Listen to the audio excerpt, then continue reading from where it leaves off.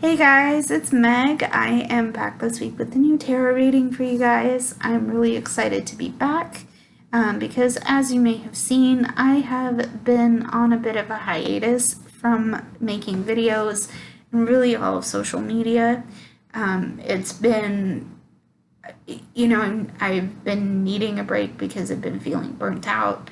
But there were a bunch of side projects that I've had going on that really needed some attention and doing for it to see any progress. I'm doing better. Another reason why I wanted to step aside was so that I could, it was for a mental health break, really. I'm back. Yes, I'm back. I'm very excited. One thing that I wanted to share with you was that I have been expanding my tarot deck collection. First thing I'm going to show you is this is the baby version of the Steampunk Tarot by Barbara Moore. Love this deck.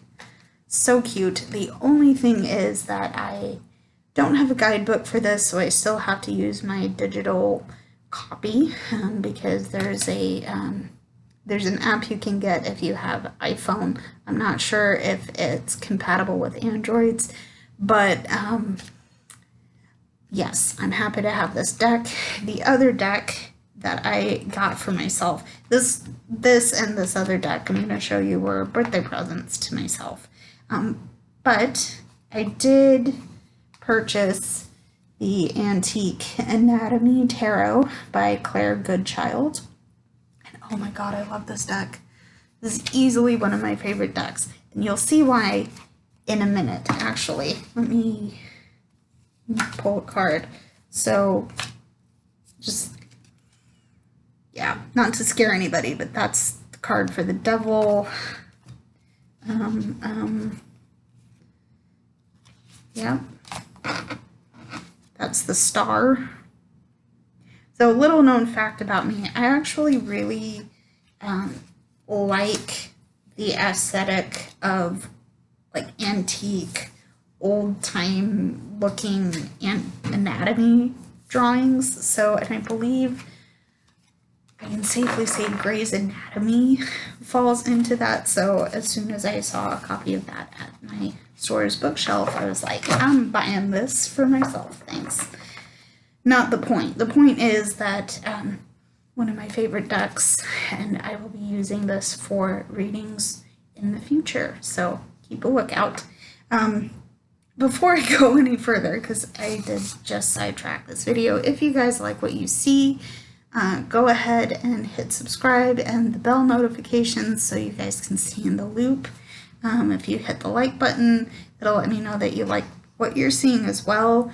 But also, if you want to get a hold of me outside of YouTube, you can, because all of my social media links will be in the description below. So, with that being said, because I've been away, I'm thinking I'm going to pull 4 cards for you guys, just to kind of get you caught up on where I've been and what it might mean for the new month to come.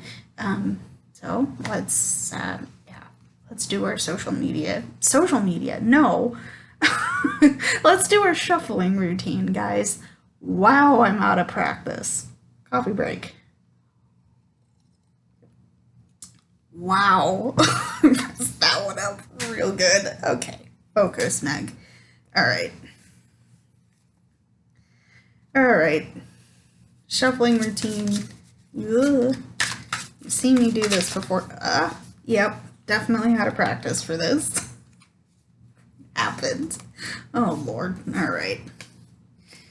Okay. How have you guys been doing? I'm doing good, actually.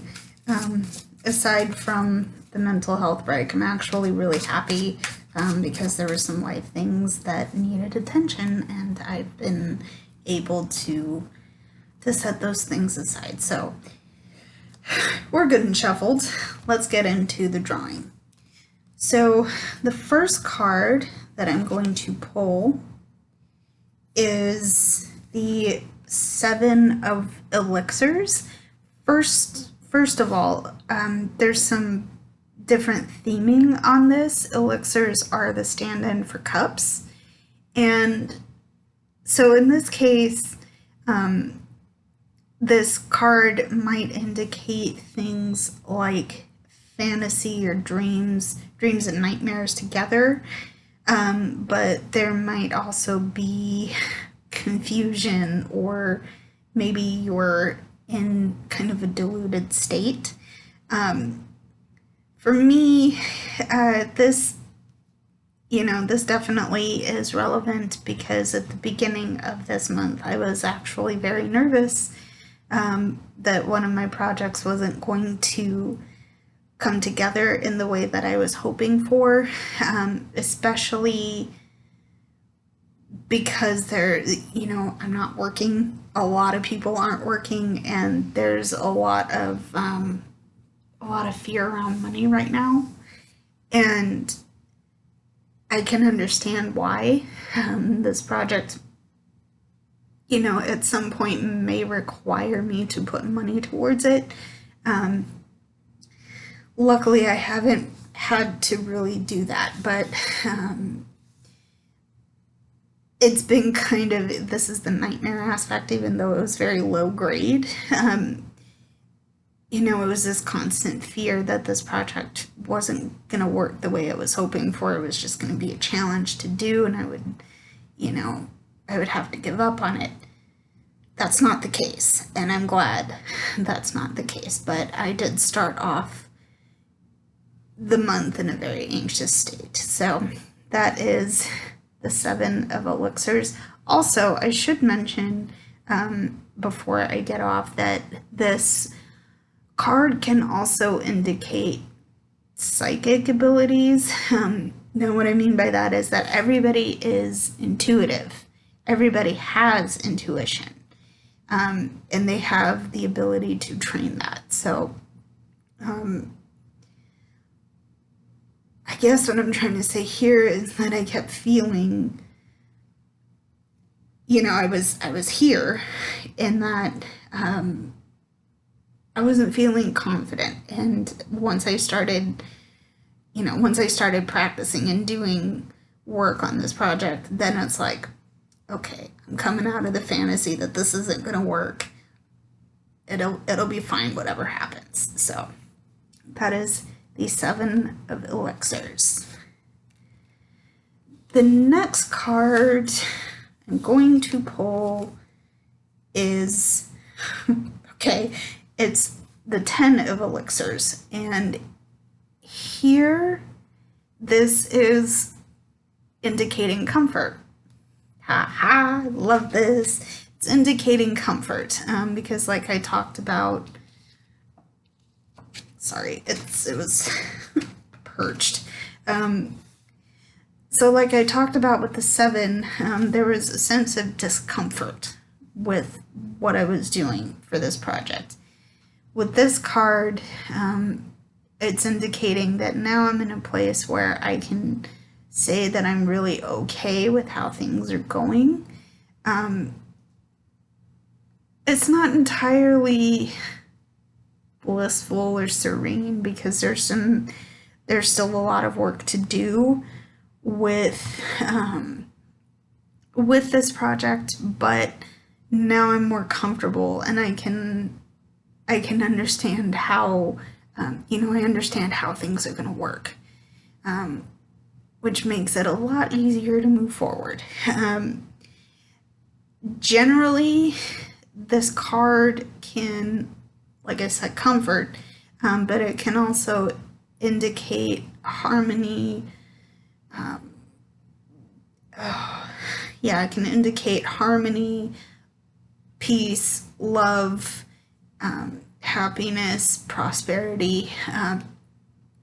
This is a very positive card. So, and 10s, as the number, tend to be about completion and about yeah, tend to be about completion. So whatever you're experiencing in your life, if you pull this card out of your deck, it's deep breath, I'm in a good place. So that is the 10 of Elixirs. Okay, I just pulled the card, 2 of Elixirs. And this is another very good card, because this indicates union and true love, things, you might have found a soulmate, which I'm very happy to hear. There's a difference. So in the major arcana, there is a card for the lovers. And from what I can tell, the difference between that card and the 2, I'm going to say 2 of Elixirs, but really it's the 2 of Cups, that the lovers tends to be romantic, passionate love. The love is there, and it is bond and a union. But here, like I said, it indicates union and true love, and there's a karmic connection between these, maybe you and your partner, generally 2 people. I think for me here, we talked about the anxiety factor here. Here, I think what it may mean for me is that I'm seeing progress, and now there's a union between the vision that I had in my brain and the vision that I'm seeing out in the open. Of course, it's on my computer. You will see the fruits of that labor coming very soon. But I guess what I'm trying to say is that I'm settled and I'm getting things done, which is very good. Very excited to share that. So that is the 2 of Elixirs. And finally, let's see what I get. Oh, okay. You know what? This whole thing is about cups. I'll talk about that in a minute. I love this. So this card, the Ace of Elixirs, it's raw energy. It's not formed. There's something in your, in your present, maybe it's in your future. You've come here, so it's certainly brought you to this new space. And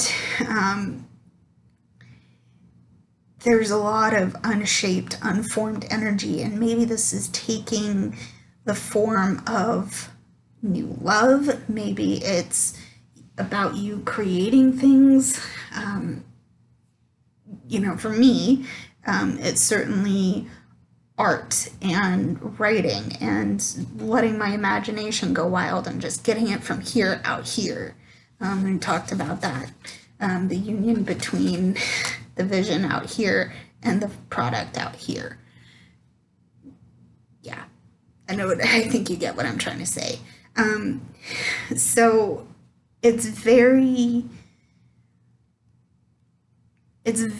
new, and you have an opportunity to create something important, something valuable, something that gives you joy. Hopefully what you're making gives you a lot of pep and happiness to do. So that is the Ace of Elixirs. Now, before I close this video, I want to say that I'm actually finding it very interesting that I got, you can't see me, that I got all cups. Very poorly fanned here. In any case, cups. Why I'm finding this interesting is that it's a lot of emotion, and it's a lot of water, based because the cups are associated with water. And it's a lot of movement. I'm going to call it movement. The reason that I'm getting that, you know, water can be very calm. It can be very powerful. And I'm thinking like nice little brooks, and like if you, the thing I'm coming to really quickly first is that I used to go to camp with my brother, and it would be in the mountains, and there was a little stream by where my cabin used to be. I don't know if the camp is still there anymore, but it was, you know, it was very nice, very calm. And then I immediately flashed to going to the beach for a week with my family and just hearing the ocean crashing on the shore. So there's a lot of movement, there's a lot of emotion here. And I think what the whole of this is telling me is that I have the opportunity to really use this movement and use this energy to keep going with what I want to create. And that makes me very hopeful that things are going to come off the way I'm hoping for. Another card that I'm associating with this reading is the Eight of Wands, which is indicative of the same kinds of thing. There's a lot of momentum, and it's best to ride that wave and let it go. So that, I like this reading. I think this is, aside from the deck, let me show that card properly. You've seen that card. Aside from the deck, I think this is one of my favorite readings. So thank you for tuning in, guys. Also, thank you for being with me while I get my stuff together while I've been on break. Yeah, thanks for tuning in, and I will see you next time. Bye, guys.